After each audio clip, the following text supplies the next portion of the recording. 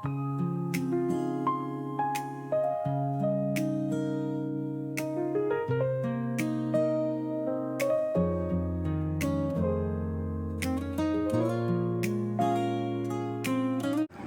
பேர் லலிதா. நான் ஈரோட்லேருந்து வரேன். இது வந்து என்னோடய 2வது வருஷம் குரு ஜெயந்தி. நான் போன வருஷம் மே மாதம் வந்தபோது கடுமையான வெயில், எல்லாமே ஒரு ஏண்டா வந்தோம் அப்படிங்கிற மாதிரி மனசு. ஏன்னா நம்ம உடம்பு சுகமாக வளர்த்துட்டோம் இல்லைங்களா, அது இருந்தது. நான் வேண்டுதலை நிறைவேற்றிட்டு நான் சொன்னேன், இதுதான் வந்து கடைசி, இதுக்கு மேலே நான் வருவேனா என்னன்னு தெரியல, நான் ப்ராமிஸ் பண்ண வேண்டுதலை நான் நிறைவேற்றிட்டேன்னு. பட் இந்த வருஷம் எனக்கு என்ன ஆச்சுன்னு தெரியல. போன மாதம் வேண்டுதல் வச்சு இந்த மாதிரி குரு ஜெயந்தின்னு ஆசிரம் வந்து ஃபோன் பண்ணும்போது சரி பால் கூட எடுக்கலாம் அப்படிங்கிறது நான் எதை வச்சு முடிவு பண்ணேன்னு தெரியல. சரி இந்த வருஷம் வந்தாச்சு. இன்னைக்கு காலையில் வந்து அந்த முருகர் கோயிலில் உட்காந்துருக்கும் போது சரி இந்த வருஷம் பால் கூட எடுக்கிறோம், அடுத்த வருஷம் பார்த்துக்கலாம். எனக்கு வந்து ஒரு பிளாங்காக இருந்தது. சரி இன்னைக்கு வேலையை முடிப்போம் அப்படின்னு. பட் அந்த பால் கூட ஏற்றி தலையில் வைக்கிறதுக்குள்ளே எனக்கு மனசுக்குள்ளே இன்னொரு வேண்டுதல், அடுத்த வருஷமும் நான் வரணும். எனக்கு ஒரு ஃபோன் கால் வந்தது, ரொம்ப முக்கியமானவங்களோட ஃபோன் கால். அவங்களோட பிரார்த்தனைக்காக நான் அடுத்த வருஷம் இன்றைக்கி இந்த பால் கூட எடுக்கிறதுக்கு முன்னாடி வேணும்.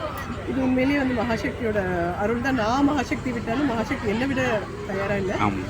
அப்புறம் இன்னொரு அனுபவம் என்னென்னா, மகாசக்தியோட பிறந்த நாள்னு சொல்லிட்டு எல்லாருக்கும் அவங்களோட அன்பு பரிசு கொடுத்தாங்க. எனக்கு வந்து நான் ஓடி போயெல்லாம் நிற்கலை, நான் பாட்டுக்கு இருந்தேன்.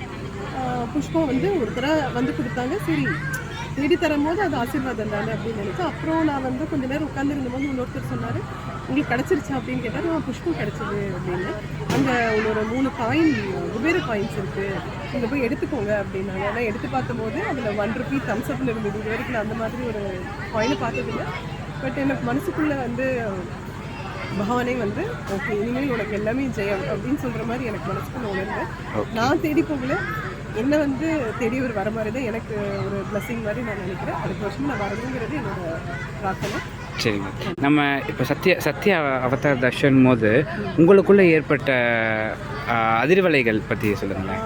எனக்குள்ள அதிர்வலைகள்னா வரும்போது இது கேட்கணும் அது கேட்கணும் நிறைய ஒரு லிஸ்ட்டோடு வருவோம். ஆனால் உள்ளே வந்தோடனே பிளாங்க் ஆகிடும். அது எனக்கு அப்புறமா தான் தோணுச்சு. இத்தனை சிந்தனைகளோடு வரும்போது எப்படி நம்ம எழுதின ஸ்லேட் மேலே திருப்பி எழுதுனா எப்படி அது தெளிவாக இருக்கும். கரெக்ட். ஸோ அந்த ஒரு கிளியர் மைண்டோட எந்த விஷயமானாலும் முதல்ல சிந்திச்சு செயல்படணும் அப்படிங்கிறது வந்து எனக்கு அந்த குழப்பங்கள் வந்து தெளிவாகும். ஃபஸ்ட்டு வந்து மாதக்கணக்காக குழப்பங்கள் இருந்தது. இப்போ என்னென்னா இப்போ ஒரு 2 வருஷமாக நான் வரேன், குரு பூஜை பண்ணுறேன். என்னால் நான் மட்டும் அமாவாசை தர்ஷனுக்கு வந்துட்டுருக்கேன். அந்த ஒரு டைம் வந்து இப்போ நமக்கு அப்செட் ஆனாலும் ஓகே ஒரு 5 நிமிஷம் 10 நிமிஷம் அடுத்தது என்ன, அந்த ஒரு லாங் டியூரேஷன் வந்து கம்மியாயிருக்கு. அந்த நான் யார் அப்படிங்கிறது வந்து என்னோட கான்ஷியஸ்னஸ் அந்த உணர்வு ஏற்பட்டிருக்கு. அதுதான்.